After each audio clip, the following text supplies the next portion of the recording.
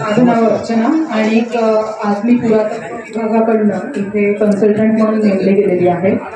आज कुकडेश्वर हे इतकं प्राचीन मंदिर आहे आणि हा मंदिर अशा ठिकाणी बसलेलं आहे की जिथे गड किल्ल्यांचा अधिवास आहे। या अधिवासात हे टुमदार मंदिर बसलेलं आहे। या मंदिराचं काम गेले बरेच वर्ष आपल्या मान्यवरांच्या डोक्यात होतं। कंटिन्युअस त्यांचा प्रयत्नही चालला होता। फंडिंगसाठी सुद्धा त्यांनी खूप प्रयत्न केला यासाठी। आता फायनली DPDCच्या फंडातून आपल्याला या कामासाठी साधारण 2 कोटी प्लस रुपये सँक्शन झालेले आहेत आणि ह्यासाठी आम्ही आता सुरुवात अशी केलेली आहे की मंदिर आपलं छान टुमदार आहे, पण त्याचा जर परिसर बघितला तर तो परिसर बिलकुल सिक्युअर्ड नाही आहे।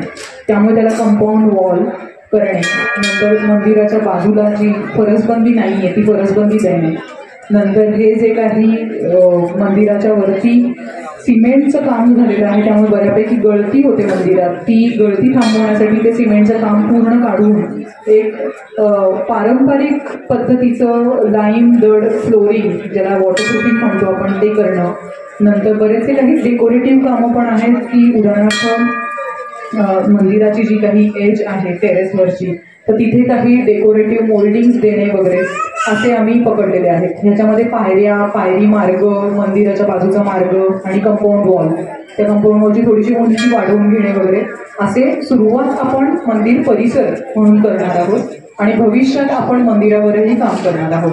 जे आता काही सांधे सुटलेले आहेत मंदिराचे किंवा जे काही सिमेंटमध्ये काम झालेलं आहे ते आपण परत पूर्ववत करण्यासाठी पुन्हा लाईनने किंवा हॉटलाईन काही सारख्या टेक्निक्स वापरून किंवा काही नवीन ज्या काही मोल्डिंग्स किंवा काही नक्षीदार कामं आहेत मंदिराची ती परत कशा दगडात घडवणार आहोत आणि भविष्यात हे काम आत्ताच जे 2 कोटीचं काम आहे ते आपलं वर्षभर चालेल, पण त्याच्यानंतर ह्या मंदिराला कंटिन्युअस फंडिंग येत राहील त्याची। तर मी धन्यवाद देते आणि दोघांचेही आज इथे आले आणि मला इथे बोलवून घेण्याची संधी दिली।